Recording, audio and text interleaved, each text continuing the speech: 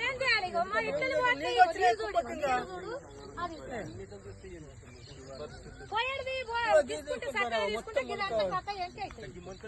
గరీబులకు సాగున్నది, గరీబులు చచ్చిపోయేది ఉన్నది. అదే వచ్చింది కదా సార్ ఇదేంటి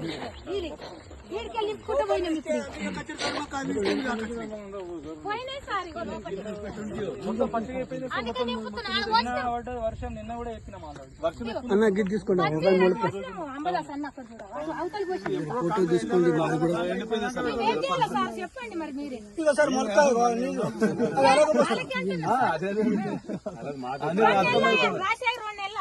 ఎప్పుడో ఏం చేస్తాం అప్పుడు ఎండలే సార్, మొత్తం ఎండలు పెడతలేరు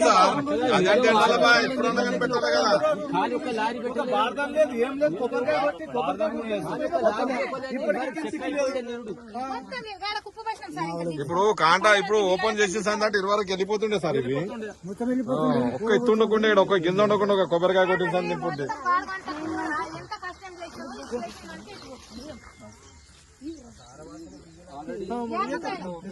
కాంటా ఆ రోజు మనం ప్రెస్ మీట్ పెడదామన్నా. రాత్రి కొట్టేసి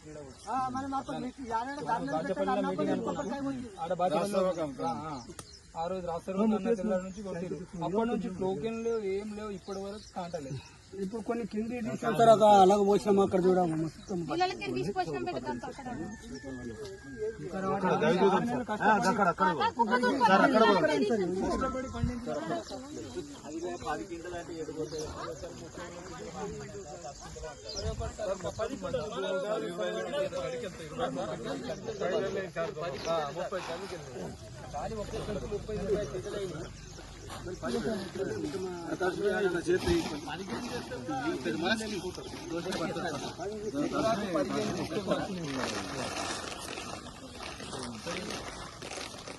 మొత్తం నడిచిపోయి ఉన్నాయి.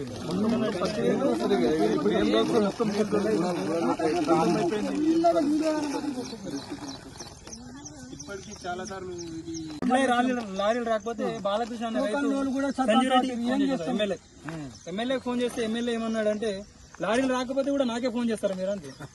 మరి ఓలేయాలి సీసీఆ ఫోన్ లేకపోతే కాంటా పెట్టుకునేటోడా ఓల్డ్ దిక్కు లేకపోయా చేసిన కాంట ఒక లారీ నానిపోయింది. ఇప్పటిదాకా గుణంత్రయాలు లారీ దించలేరు. అది అట్లానే ఉన్నాయి అడ్లు అడ్లు ఆడనే ఉన్నాయి. ఇప్పటికీ అడుగుతున్నాడు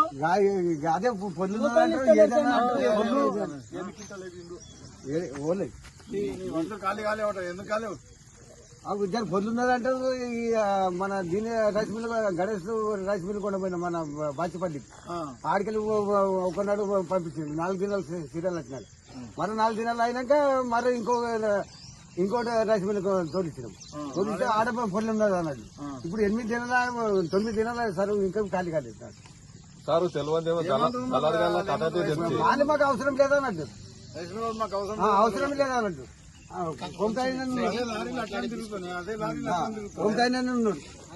సార్ దళారు గల కథ అయితే తెలుసు కదా సార్. ఓ ఈ దళారు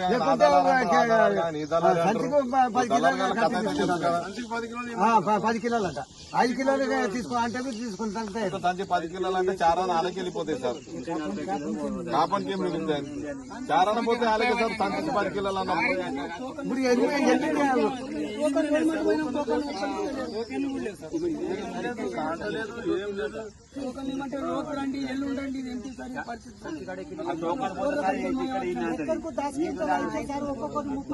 26 తారీఖు పోయింది సార్.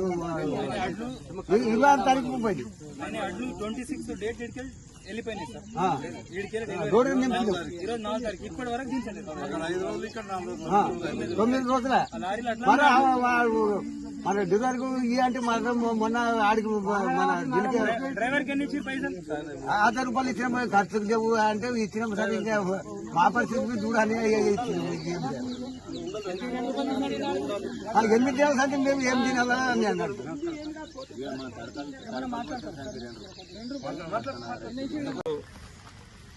జమ్గి బి గ్రామానికి వచ్చిన ఇక్కడ రైతులు మా ధాన్యం ఏదైతే ఉన్నాయో జొన్నలు ఉన్నాయో జొన్నలన్నీ కూడా తడిసిపోయి ఇబ్బందుల పాలవుతాం. ఇప్పటివరకు కొబ్బరికాయ కొట్టి 15 రోజులు అవుతున్నాను కూడా ఇప్పటివరకు ఒక గింజ ధాన్యం కూడా ఇక్కడికి తీసుకొని పోలేదు. ఈరోజు వర్షాలు పడి మా ధాన్యం మొత్తం పాడైంది, మా జొన్నలు మొత్తం పాడైంది అంటే ఇక్కడ చూసి వాళ్ళకు పరామర్శించి అధికారులకు మాట్లాడడానికి ఇక్కడికి రావడం జరిగింది. ఇక్కడ చూస్తుంటే పరిస్థితి చాలా దారుణంగా ఉన్నది. సుమారుగా 50 లారీల జొన్నలు ఇక్కడ జమ్గి బి గ్రామంలో పండించడం జరిగింది. జమ్గి బిలు ఉన్నది, జమ్గి కేలు ఉన్నది. అదే మాదిరిగా గాంధీనగర్ లో కూడా జొన్నలు పండించారు. మరి ఈ జొన్నలు ఇప్పటి వరకు ఒక ఇత్తు కూడా ఇవ్వలేవు. దానికి టోకన్లు కూడా కనీసం టోకన్లు కూడా ఇవ్వలేదట. ఆ టోకన్లు ఇవ్వడానికి పోతే ఈ నెట్వర్క్ వస్తలేదని చెప్పేసి కాలయాపన చేస్తారు.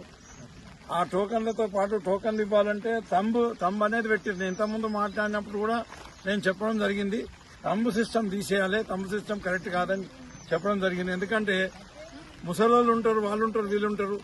అక్కడ మీకేమో నెట్వర్క్ వస్తలేదు అంటున్నారు. తంబు పెట్టే కొరకని 3 రోజులు 4 రోజులు తిరగాలంటే వాళ్ళు ఈ తీవ్రమైన ఎండలకు కూడా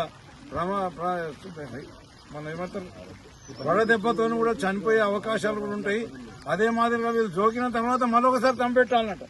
ఇప్పుడు తంపెట్టడం కాదు, మన జోకిన తర్వాత మరొకసారి తంపెట్టాలన్నట. ఆ సిస్టమ్ తీసేయాలని చెప్పేసి నేను గతంలో డిమాండ్ చేయడం కూడా జరిగింది. కానీ ఇప్పటికి అదే సిస్టమ్ కంటిన్యూ చేస్తూ కానీ టోకన్లు ఇప్పటివరకు తిరిగి వేసారిపోయింది. కానీ ఇప్పటివరకు టోకన్లు ఇక్కడ ఉన్న రైతులకు ఎవరికి టోకన్లు కూడా రాలేవు. మరి వీళ్ళ జొన్నలన్నీ అట్లే ఉండిపోయినాయి.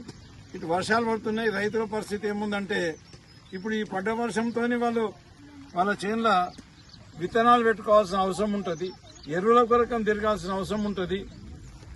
మరి జొన్నల కాడ ఉంటారా, వాళ్ళు నాగళ్ళు దున్నే కాడ ఉంటారా, లేకపోతే విత్తనాల కొరకని పోతారా, లేకపోతే ఎరువుల కొరకు పోతారా? రైతుల పరిస్థితి ఇంత దారుణంగా తయారు చేయడం జరిగింది. ఈ కాంగ్రెస్ గవర్నమెంట్ ఈ రైతుల పరిస్థితి ఇంత దారుణంగా తయారు చేశారు.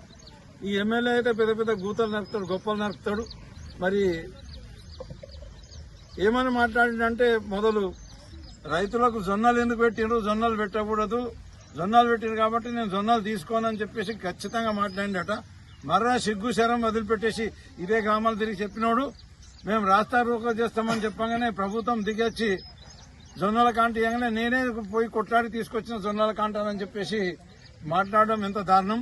తర్వాత ఆ జొన్నల కాంటాలు ఎట్లా నడుస్తుందో ఏం సంగతి అని చూడాల్సిన బాధ్యత కూడా ఆయన పైన ఉంది.